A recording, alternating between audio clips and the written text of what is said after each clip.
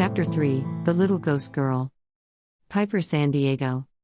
"Father, I'm back," I shouted.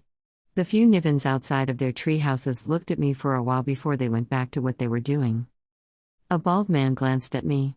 He had tattoos on both arms, and his skin was grayer than mine. When I reached him, he smiled back. "Let me guess, you've been up in the mountains again?" Father smirked.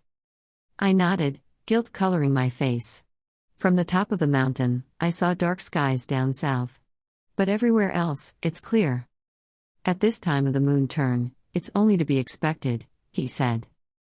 Master Andoni, the Niven elders confirmed their attendance at the meeting tonight. A man who seemed to be a few moon turns older than I told my father, appearing from out of nowhere, only to disappear afterward. "Thank you, Lope." "What was that? Why is there a meeting?" I asked. "Matters of the outside world," he began. "The animals are all acting crazy as though a huge storm is coming. But Lila couldn't find anything wrong with the weather. The hall decided it was better for us to discuss this matter amongst ourselves," he finished.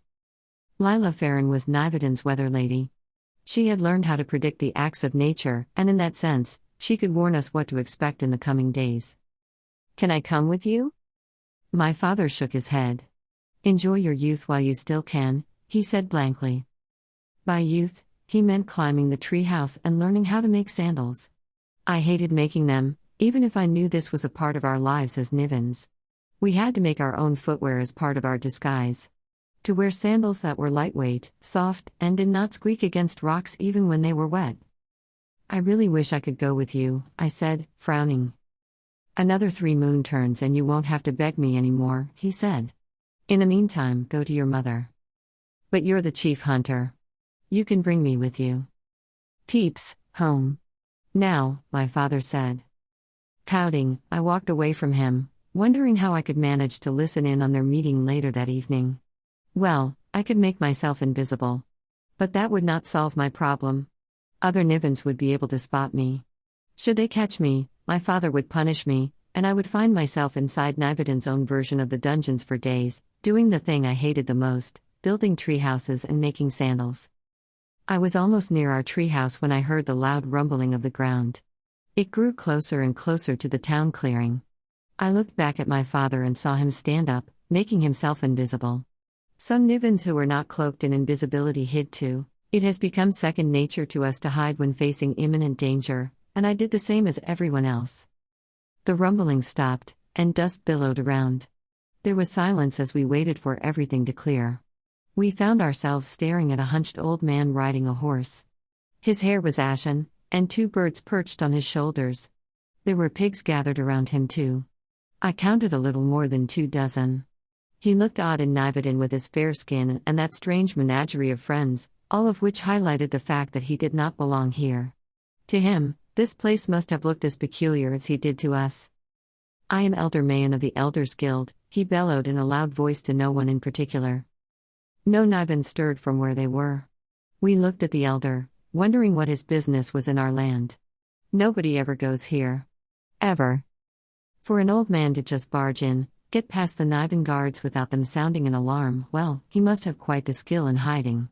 How did he even manage to get past the guards with such a huge entourage?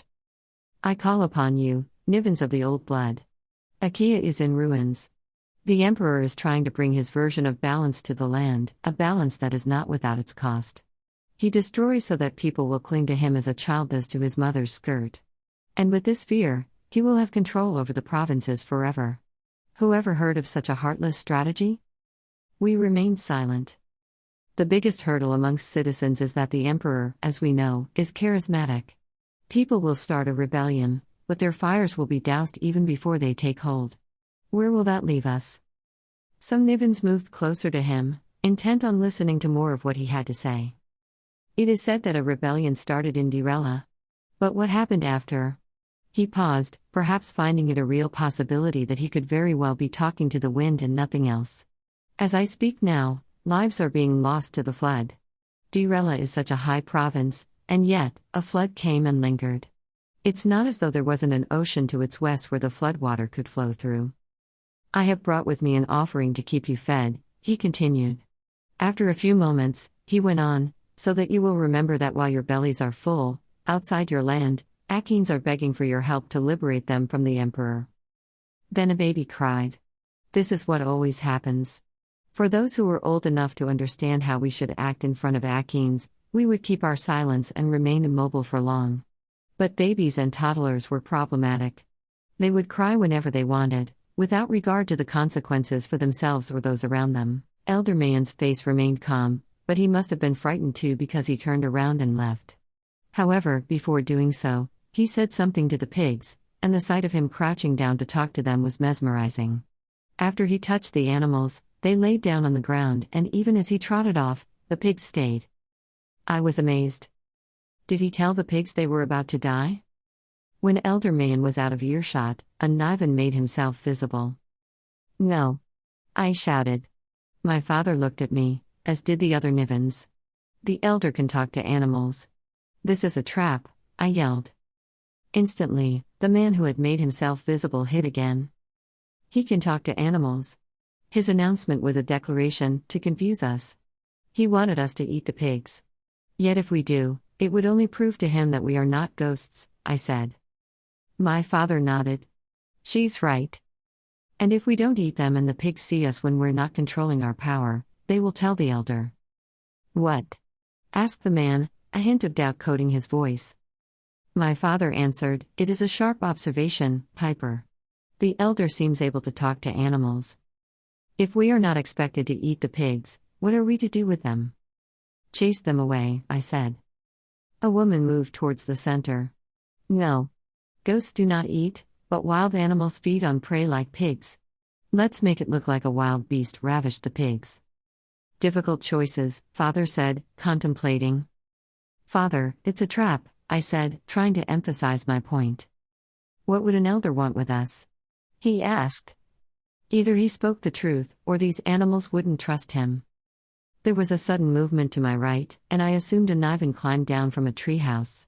He was invisible too, but his voice was so distinct that when he spoke, I knew it was Romeo de Nicholas. "It's better that we gather for the hall discussion now. The elder has left. He may have doubted that we are ghosts, but he was unsure, yet he was also scared. He won't be returning soon," he said. "If Pyper is right, he will expect one of the pigs to come to him as soon as a sign of life is seen in this town." My father looked at me, himself in deep thought. "Pyper, help out. Ask every man of age to gather in the hall. We will be there waiting." I agree with Elder Mayan. It is almost impossible for Dirella to be flooded. "Be quick, my dear, and gather the men for the meeting," he paused. "I'm afraid though that even with your keen observation, you are still not allowed to join us," he added.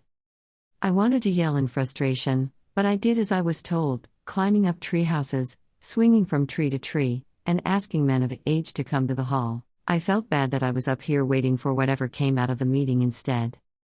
On the ground, the pigs did not flinch. They looked as though they were lounging under the sun without a care in the world. I took a nut and threw one at a pig. It hit the top of its head, but it remained still. My frustration grew as the day went by. I put my hands inside my pocket and found the coins I had taken from Kino. I took one and aimed it at the pig again. Halfway in midair, the coin showed, and it glittered under the blazing sun. It landed on the head of the same pig before bouncing off to the ground. This time, the pig lifted its head and looked around as if it had a mind. I mean, of course, it had a brain, but could it ever understand anything? My question was answered in a heartbeat as the pig got up on all fours and trotted to where the coin landed. I watched as it took the penny in its mouth and looked at the other pigs. Then it started running away. "No!" I shouted. But already, the pig was yards away from the other swine. There was no time for me to call my father and tell him about the incident. I leapt from the tree and bruised my knee upon landing. It did not matter. I hurriedly paced after the pig. I had to get to the pig before it got the chance to give the coin to Elder Mayan as proof that Nivens were not ghosts. Leaves crunched under my feet, but I could not risk slowing down now. The chase was afoot, and if my footprints would not give me away to the elder, the coin the pig carried in its mouth absolutely would. No, no, no, I thought to myself. I felt like crying. My father would have my hide for this. I could only hope that Elder Mayan was a good man. There was already some considerable distance between the pig and me, but I had to get to it before it reached the elder. Only a moment ago, my father had been praising me for my insights, only to have me waste such a moment of pride by failing to follow my own advice. I ran as fast as I could.